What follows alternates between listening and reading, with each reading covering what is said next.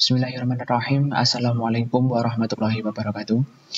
Baik, di sini kami dari kelompok A gratis IPA akan mempresentasikan terkait dengan optik fisis. Anggota kelompok 1. Al-Fajar Siddiq dengan NIM 207190001. Aulia Hilda Nur Rahma dengan NIM 207190008. Dan saya sendiri, Laudri Bayu Andriansah, dengan NIM 207190028. Baik, untuk ranah pembahasan yang akan saya bahas pada kali ini adalah yang pertama, pengertian dispersi dan pembiasan. Yang kedua, proses terjadinya dispersi dan pembiasan. Yang ketiga, penerapan dalam kehidupan sehari-hari. Dan yang keempat adalah contoh soal dan pembahasan. Langsung saja kepada pembahasan yang pertama, yakni pengertian dispersi dan pembiasan.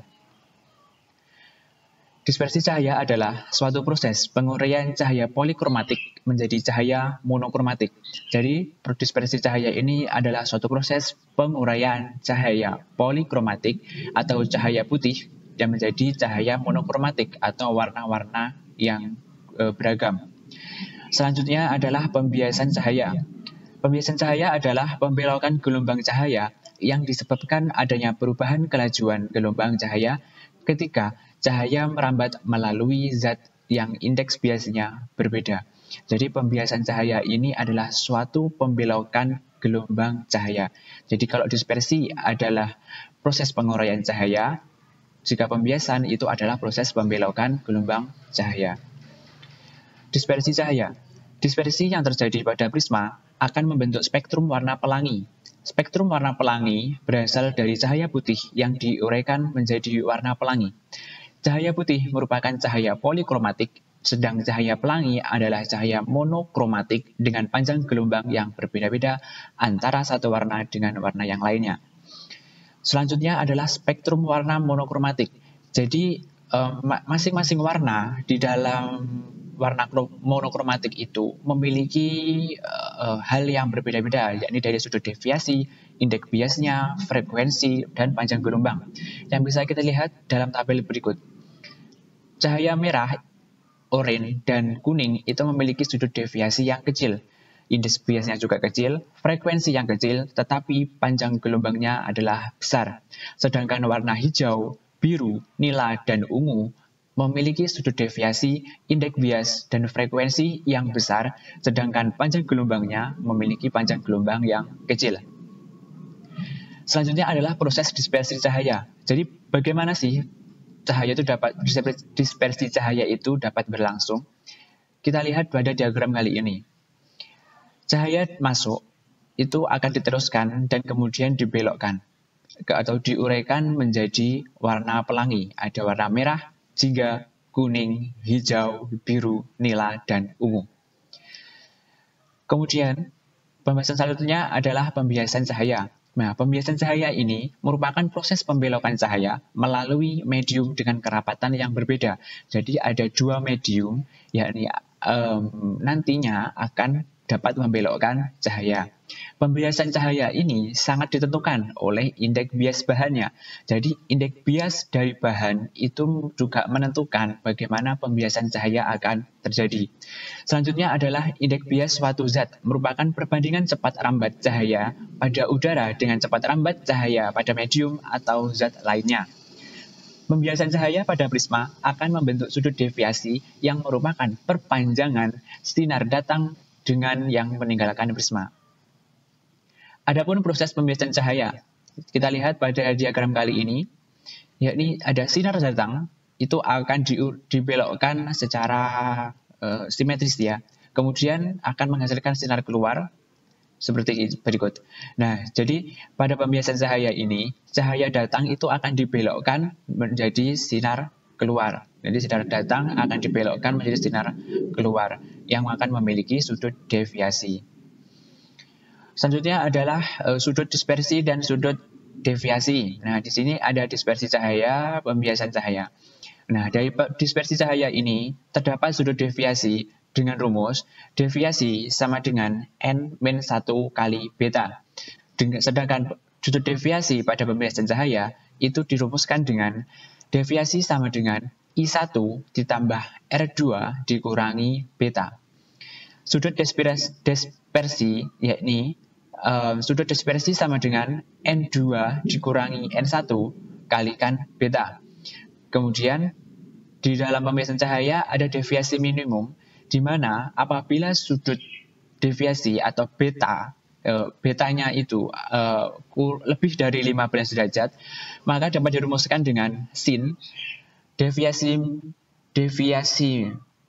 medium ditambah beta per 2 sama dengan N prisma dikurangi per N medium sin beta per 2. Sedangkan apabila beta atau sudut prisma itu kecil atau kurang dari 15 derajat, dapat dirumuskan dengan deviasi minimum sama dengan N prisma dibagi N medium dikurangi 1 dikalikan beta.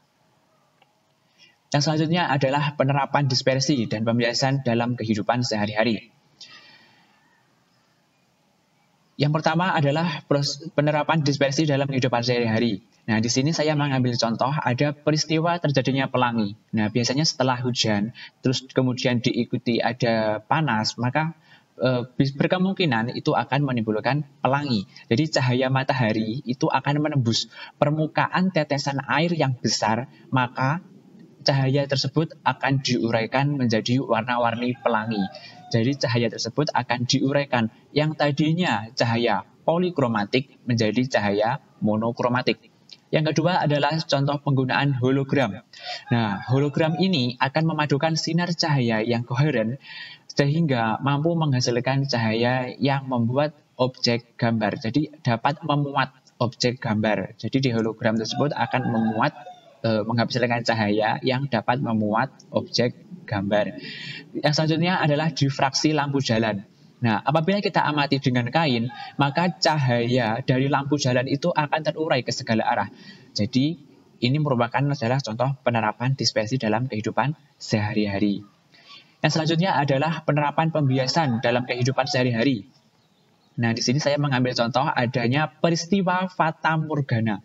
Nah, jadi pada saat siang hari yang terik dan panas, itu kita apabila melihat di jalan yang beraspal, itu kan seperti tampak ada kilatan-kilatan yang bergerak. Nah, disitulah adalah peristiwa fata morgana. Jadi saat berada di jalan beraspal di siang hari yang terik, dari kejauhan akan tampak berkilat seperti permukaan air. Jadi cahayanya itu akan berkilat. Itu adalah peristiwa fata morgana dan merupakan penerapan dari pembiasan cahaya. Yang selanjutnya adalah pembentukan bayangan pada periskop, yakni melalui pemantulan cahaya secara sempurna pada prisma yang digunakan sebagai alat optik untuk menangkap dan memantulkan cahaya.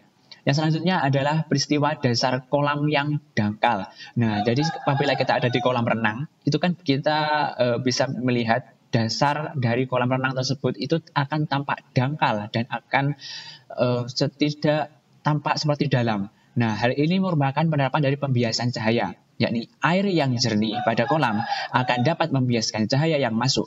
Ketika kita melihat dasar kolam, cahaya dari dasar kolam menuju mata kita, karena indeks bias air lebih besar daripada indeks bias udara. Baik, yang selanjutnya adalah contoh soal, yakni pada salah satu sisi prisma yang mempunyai sudut bias 45 derajat didatangkan seberkas sinar putih. Sudut deviasi spektrum itu adalah 30 derajat. Berapa indeks bias prisma tersebut? Nah, penyelesaiannya adalah deviasi sama dengan N-1 kalikan beta. Kita masukkan sudut deviasinya adalah 30 derajat. 30 sama dengan N-1 kali beta. Betanya adalah 45. Kemudian 30 sama dengan 45N min 45. 30 maka akan menjadi 30 ditambah 45 sama dengan 45N. Kemudian didapatkan hasil 75 sama dengan 45N. Maka N adalah 75 per 45. N sama dengan 5/3. Soal selanjutnya. Seberkas sinar putih didatangkan pada salah satu sisi prisma yang mempunyai sudut pembias 20 derajat. Ternyata sudut si antara dua sinar adalah 0,2 derajat. Berapa selisih indeks bias kedua sinar tersebut? Nah, di sini penjelasannya adalah sudut dispersi sama dengan N2 min N1 kalikan beta, maka akan didapatkan hasil 0,2 derajat sama dengan N2 min N1 kalikan 20 derajat. Maka N2 min N1 sama dengan 0,01. Selanjutnya adalah contoh soal pada pembiasan. Pada salah satu sisi prisma, satu sama sisi yang terbuat dari bahan yang indeks biasnya akar 2, didatangkan seberkas sinar dengan sudut datang 45 derajat. Berapa sudut deviasinya? Penyelesaiannya adalah, kita ketahui terlebih dahulu, beta dari prisma sama sisi itu adalah 60 derajat. Maka pada permukaan 1 sama dengan N medium sin I1 sama dengan N prisma sin R1. Maka 1 kali sin 45 sama dengan akar 2 kali sin R1. Didapatkan 1/2 akar 2 sama dengan akar 2 kali sin R1. Maka sin R1 sama dengan setengah. R1 sama dengan 30 derajat. Lanjut kepada permukaan yang kedua. Dengan rumus I2 sama dengan beta dikurangi R1 sama dengan I-nya adalah 60 min 30. Mohon maaf, untuk betanya adalah 60 min 30 sama dengan 30. Maka N prisma sin I2 sama dengan N medium sin R2. Didapatkan hasil akar 2 sin 30 sama dengan 1 sin R2. Maka akar 2 kali 1/2 sama dengan sin R2, dan sin R2 akan menghasilkan 1/2 akar 2. Maka R2 sama dengan 45 derajat. Jadi, sudut deviasinya itu adalah I1 ditambah R2 min beta. Kita masukkan dari deviasi sama dengan 45 ditambah 45 dikurangi 60. Maka didapatkan hasil bahwa sudut deviasinya adalah 30 derajat. Selanjutnya contoh soal yang kedua, yakni sebuah prisma terbuat dari bahan yang indeks biasnya adalah akar 3. Berapa sudut deviasi minimumnya jika sudut biasnya 10 derajat? Penyelesaian. Kita bisa menggunakan rumus deviasi minimum, yakni sama dengan N prisma per N medium dikurangi 1 dikalikan beta. Nah, maka dapat kita masukkan deviasi minimum sama dengan akar 3 per 1 min 1 dikalikan 10. Maka deviasi minimum sama dengan 1,73 dikurangi 1 dikalikan 10. Deviasi minimum sama dengan 0,73 dikali 10. Maka didapatkan hasil deviasi minimum sama dengan 7,3 derajat.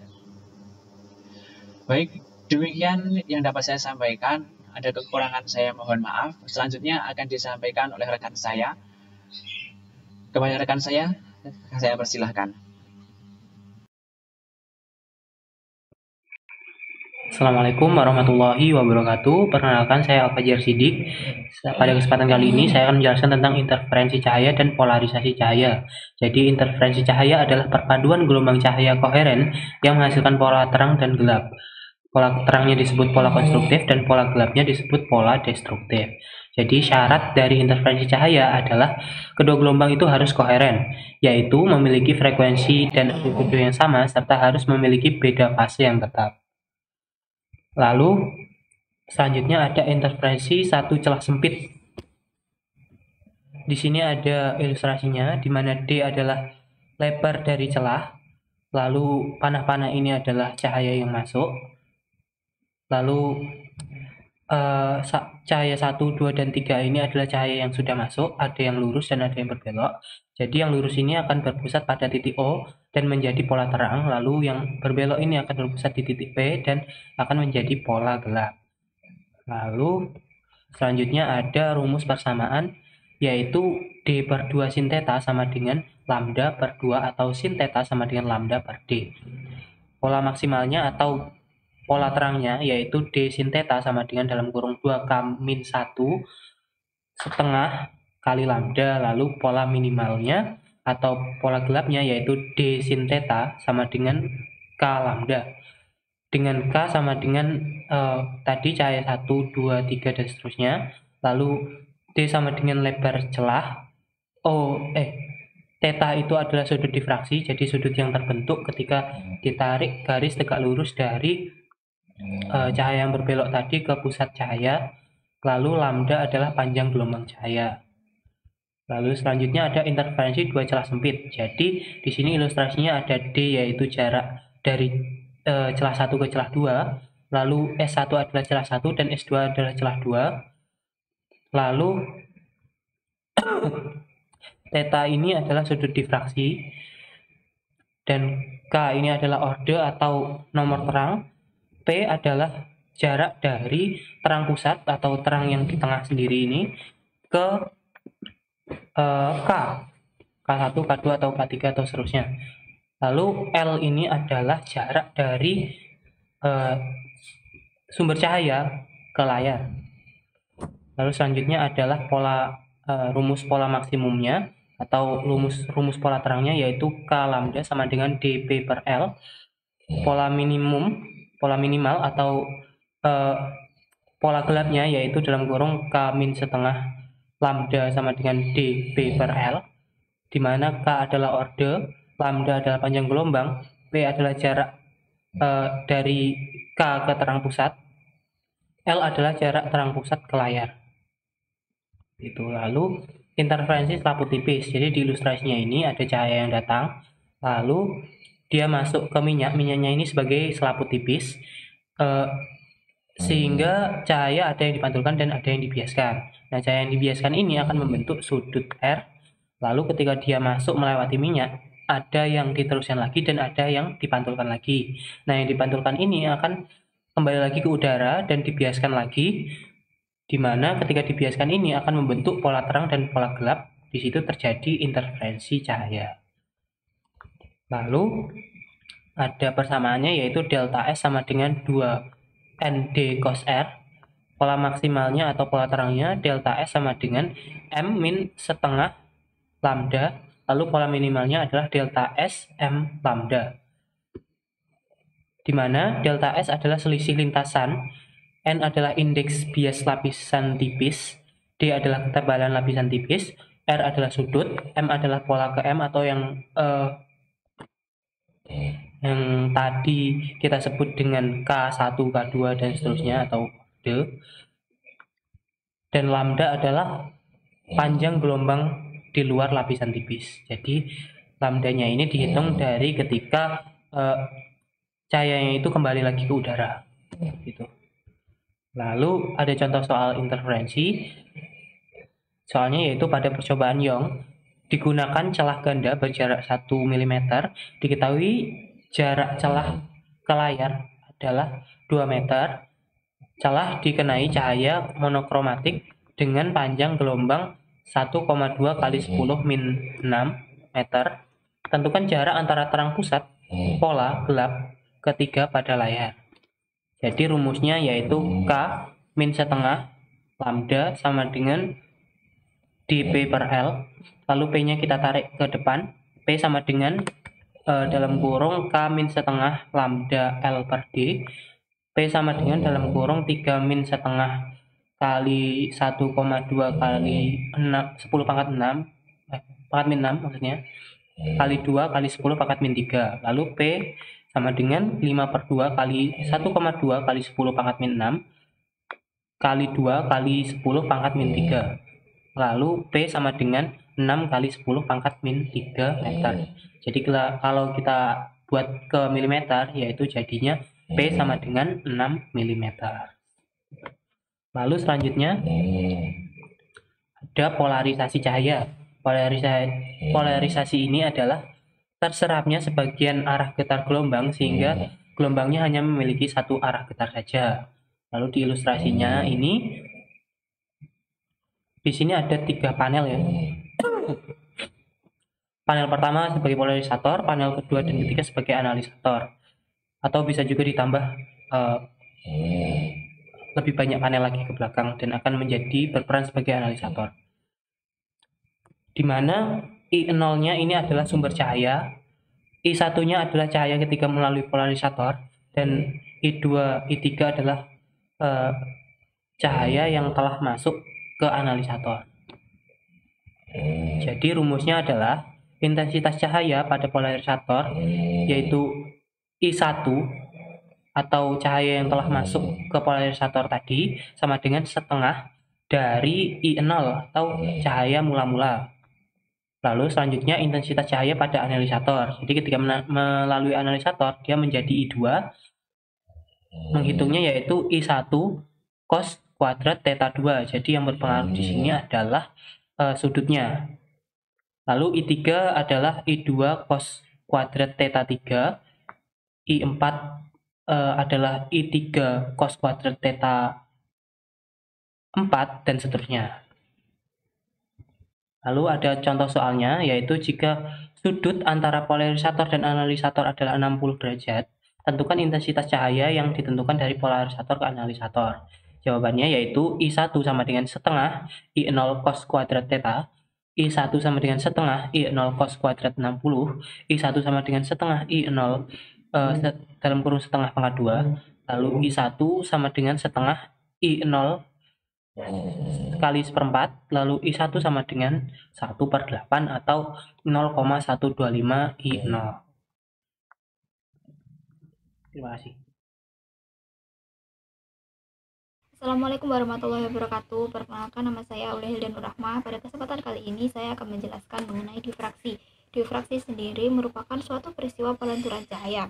Peristiwa difraksi ini dapat terjadi apabila suatu cahaya melewati suatu celah, di mana celah tersebut berukuran cukup lebar. Dan pada celah tersebut terdapat sumber gelombang yang jumlahnya banyak atau bisa dikatakan tak hingga. Kemudian, suatu difraksi intensitasnya bisa dikatakan maksimum apabila sama dengan 0, di mana persamaan dari intensitas difraksi tersebut yaitu pi d sin theta per lambda. Kemudian untuk mencari lebar minimum dapat diperoleh melalui rumus sin theta per lambda sama dengan lambda per d. Untuk mencari lebar maksimum yaitu 2 kali lebar minimum. Jadi cukup lebar minimum ini dikalikan 2 diperoleh hasil dari lebar maksimum. Contoh soal yang saya dapat seperti ini. Suatu gelombang cahaya dengan panjang 750 nanometer melewati suatu celah dengan lebar 1 kali 10 pangkat min 3 nanometer. Tentukan lebar maksimum utama yang dimiliki. Diketahui lambdanya yaitu 750 nanometer. Dijadikan meter menjadi 7,5 kali 10 pangkat min 7. Kemudian D yaitu lebar celahnya sama dengan 1 kali 10 pangkat min 3 nanometer. Jadikan meter menjadi 1 kali 10 pangkat min 6. Yang ditanyakan merupakan lebar maksimum. Karena untuk mencari lebar maksimum kita harus menentukan lebar minimumnya terlebih dahulu. Sin theta sama dengan lambda per d sama dengan 7,5 kali 10 pangkat min 7 dibagi 1 kali 10 pangkat min 6 sama dengan 0,75. Dijadikan sudut menjadi 49 derajat. Kemudian lebar maksimum sama dengan 2 kali lebar minimum. Berarti 2 theta sama dengan 2 kali 49 derajat sama dengan 98 derajat. Selanjutnya, jika kita membicarakan mengenai difraksi, tentu kita juga tidak lepas dari yang dinamakan difraksi kisi. Kisi sendiri merupakan suatu goresan yang terdapat pada benda datar, sehingga difraksi kisi merupakan suatu cahaya yang jatuh pada kisi atau goresan tersebut, sehingga terdapat sumber gelombang baru. Untuk menentukan jarak antar kisi, kita bisa memperoleh dari rumus D sama dengan 1/N, di mana D merupakan jarak antar kisi dan N merupakan konstanta kisi. Kemudian untuk menentukan jarak titik pusat ke titik terang dapat diperoleh melalui rumus D sin theta sama dengan N kali lambda. Contoh soalnya, diketahui konstanta difraksi bernilai 8.000 garis per cm. Tentukan jarak antar kisi yang ada. Untuk menentukan jarak antar kisi, tadi kan menggunakan rumus D sama dengan 1/N. Berarti sama dengan 1/8.000 sama dengan 125 kali 10 pangkat min 6 cm. Lanjut, kemudian pada titik terang pertama dengan sudut difraksi 30 derajat, tentukan panjang gelombang yang dimiliki. Tadi kan D-nya sudah diketahui, yaitu bernilai 125 dikali 10 pangkat min 6 cm. Kemudian N-nya sama dengan 1, θ-nya sama dengan 30. Yang ditanyakan merupakan lambda atau panjang gelombang. Kita masukkan ke dalam rumus D sin theta sama dengan N lambda. 1/N sin theta sama dengan N kali lambda. 1/8 sin 30 sama dengan 1 kali lambda. 1/8.000. Sin 30 bernilai setengah. 1/8.000 dikali 1/2 sama dengan 1 lambda. 1/16.000 sama dengan lambda. Kemudian ini tadi kan dicari 625 dikali 10 pangkat min 7 cm sama dengan lambda. Dijadikan meter menjadi 6,25 dikali 10 pangkat min 7, itu berubah satuannya menjadi meter. Lambda sama dengan 6,25 kali 10 pangkat min 7 per 10 pangkat min 10 sama dengan 6,25 dikali 10 pangkat min 3A. Selanjutnya, warna. Warna merupakan suatu gelombang cahaya tampak yang dapat ditangkap oleh mata manusia. Mata manusia sendiri dapat melihat warna pada gelombang 4000A sampai 7000A. Seperti pada gambar ini, pada 4000A warna yang ditangkap oleh mata manusia yaitu ungu, 4500 biru, dan seterusnya. Kemudian mengenai jenis-jenis spektrum warna. Yang pertama ada spektrum emisi. Spektrum emisi merupakan suatu warna yang muncul akibat benda yang dipanaskan. Kemudian ada spektrum emisi diskontinu atau diskrit, yaitu spektrum emisi yang memiliki garis atau pola hitam.